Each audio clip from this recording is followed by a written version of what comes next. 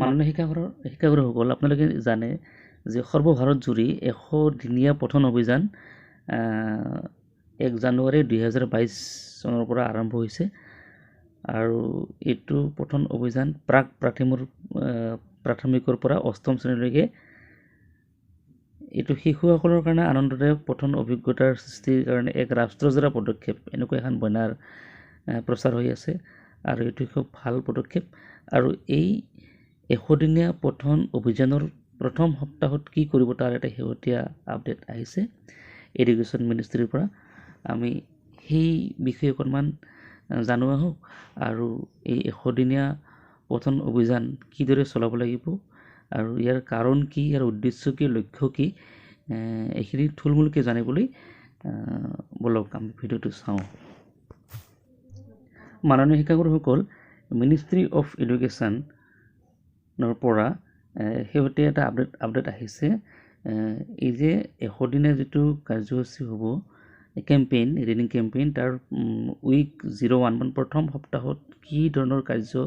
হ'ব এই বিষয়ে এটা মিনিষ্ট্ৰী অফ এডুকেশ্যনৰ পৰা এটা আপডেট আহিছে। আমি সেই বিষয়ে অকণমান ইয়াতে যে কাৰ্যক্ৰমণিকা আছে, ইয়াতে উইক 01 এক্টিভিটিছ কি হ'ব, ষ্টুডেণ্টছ ক্লাছ 6 to 8 ছাত্ৰ ছাত্ৰীসকলে কি কৰিব, স্কুল লাইব্ৰেৰী ভিজিট, চিলড্ৰেন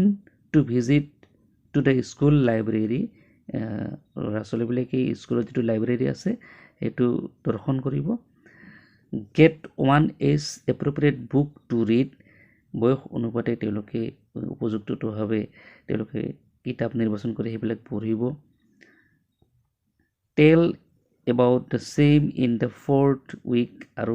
এই যিটো 4ৰ্থ সপ্তাহত তেওঁলোকে সেই কি পঢ়িলে, কি পঢ়া নাই বা কি বুজিলে সেইখিনি ক'ব, আনৰ আগত ক'ব, কথাখিনি প্ৰকাশ কৰিব, তেওঁলোকৰ বোধগম্যতা প্ৰকাশ কৰিব। Reading in presence of adult family members, আৰু তেওঁলোকে এই পঠন কাৰ্য ক'ত চলাব, যে পৰিয়ালৰ সদস্যৰ বয়সস্থসকলৰ সন্মুখত বা তেওঁলোকৰ উপস্থিতিত তেওঁলোকে এই ৰিডিং কাৰ্য চলাব বা ৰিডিং কাৰ্য কৰিব।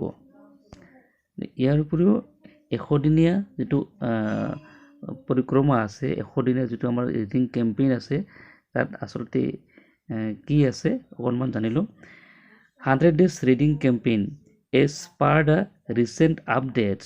Week 1 of 100 days reading campaign has started,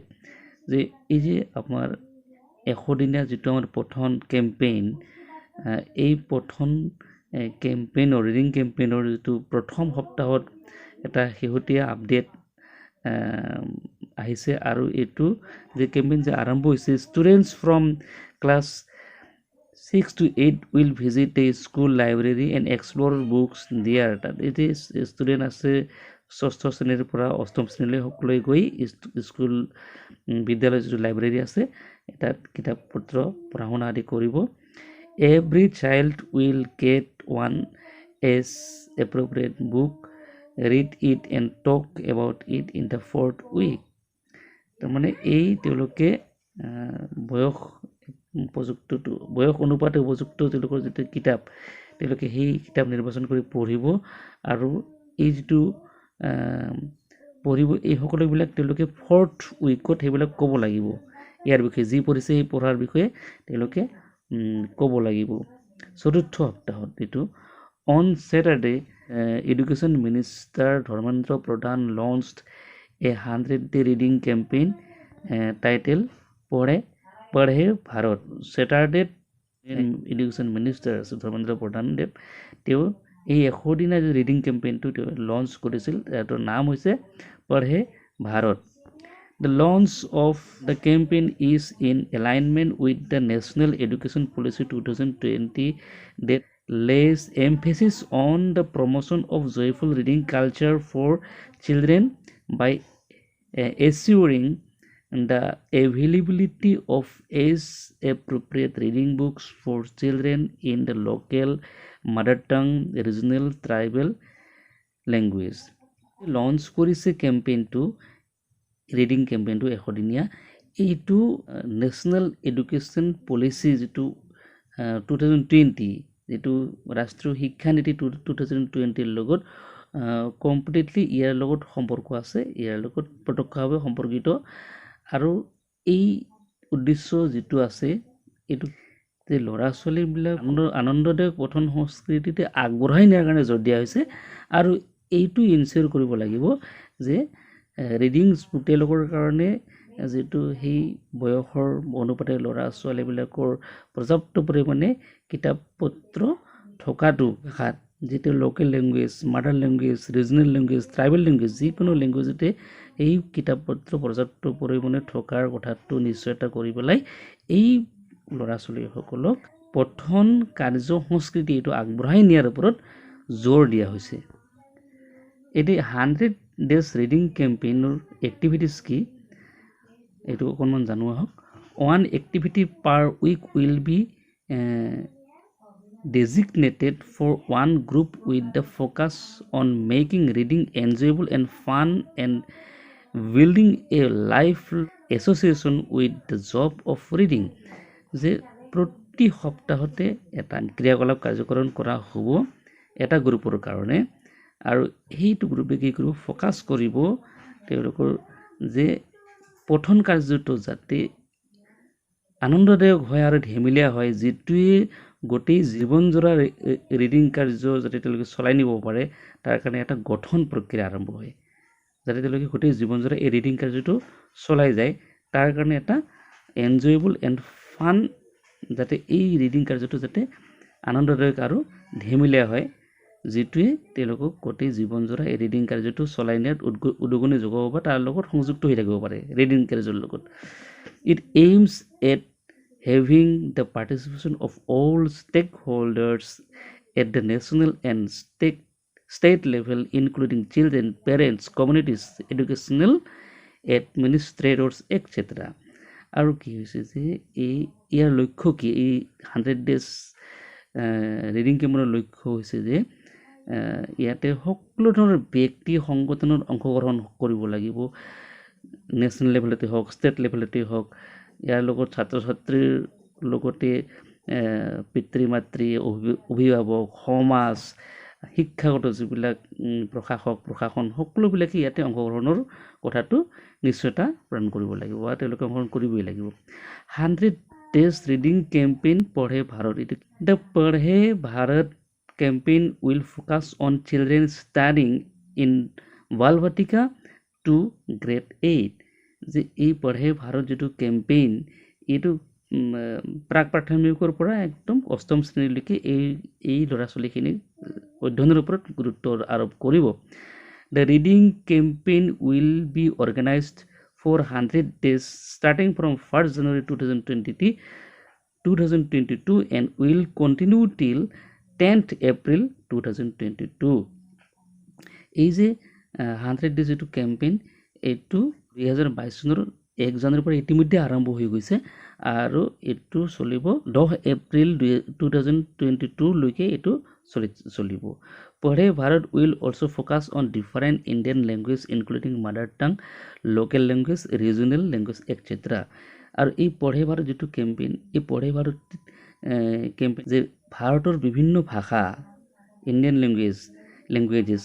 তাৰ ভিতৰত কি নিজৰ মাতৃভাষা থাকিব পাৰে, স্থানীয় ভাষা থাকিব পাৰে বা আমাৰ আঞ্চলিক ভাষা, যিকোনো ভাষাৰ ওপৰত গুৰুত্ব আৰোপ কৰে, যাতে এই ভাষাবিলাকৰ উত্থান হয় বা এই ভাষাবিলাকৰ চৰ্চা হয় আৰু ল'ৰা ছোৱালীয়ে যাতে এই ভাষাবিলাকৰ শিকিব পাৰে বা পঢ়িব পাৰে বা লিখিব পাৰে। এতিয়া আন এটা কথালৈ আহোঁ, এইটো reading is the foundation of learning. এই ৰিডিংটো আমাৰ কিয় প্ৰয়োজন? ৰিডিংটো হৈছে যিটো পঠন কাৰ্য, এইটো আমাৰ শিকনৰ এটা ভেটি, foundation of learning. The ministry, while launching the campaign, has underlined the importance of reading that children need to help to ensure continuous and lifelong learning। যে এই মিনিষ্ট্ৰীয়ে যেতিয়া এই কেম্পেইনটো লঞ্চ কৰিছিল তেতিয়া এই কথাটো গুৰুত্ব, পঠনৰ যে এটা গুৰুত্ব আছে আৰু যিটোৱে ল'ৰা ছোৱালীক উন্নত সাধন কৰে, কিহৰ কাৰণে? To ensure continuous and life long learning এই ৰিডিং পদ্ধতি এই ৰিডিঙে কি পঠন কাৰ্য কি কৰে ল'ৰা ছোৱালীৰ এটা নিৰৱচ্ছিন্ন আৰু জীৱন জোৰা শিকনৰ এটা ক্ৰিয়াত তেওঁলোকক জড়িত কৰাৰ লগতে তেওঁলোকক এটা উন্নতি সাধন কৰে প্ৰধান emphasised reading is the foundation of learning which motivates students to read books independently, develops creativity, critical thinking, vocabulary, and the ability to express both verbally and in writing. প্ৰধান মানে ধৰ্মেন্দ্ৰ প্ৰধান যি এডুকেশ্যন মিনিষ্টাৰ তেওঁ এই কথাটো জোৰ দিছে যে ৰিডিং যিটো পঠন কাৰ্য এই পঠনে কি কৰে পঠনেই হৈছে লাৰ্ণিঙৰ আমাৰ শিকনৰ ভেটি আৰু যিয়ে ছাত্ৰ ছাত্ৰীক মোটিভেট কৰে পঠন কাৰ্যৰ কাৰণে এই কিতাপ পত্ৰ পঢ়াৰ কাৰণে ইণ্ডিপেণ্ডেণ্টলি স্বাধীন চিতিয়া হৈ কিতাপ আদি পঢ়াৰ কাৰণে তেওঁলোকক মোটিভেট কৰে আৰু এই কাৰ্য তেওঁলোকৰ এটা সৃষ্টিশীলতা ডেভেলপ কৰে সৃষ্টিশীলতা নিজৰ মনৰ মাজত বা ল'ৰা ছোৱালীৰ মাজত সৃষ্টিশীলতা ডেভেলপ কৰে আৰু ক্ৰিটিকেল থিংকিং এটা বস্তুৰ ভাল বেয়া বিচাৰ কৰাৰ ক্ষমতা সঁচা মিছা বিচাৰ কৰাৰ ক্ষমতা তেওঁলোকৰ মাজত এটা বিবেচনা শক্তিৰ উদ্ভৱ কৰে বা তেওঁলোকে ভাল বেয়া বিচাৰ কৰিব পৰা হয় বা যিকোনো বস্তু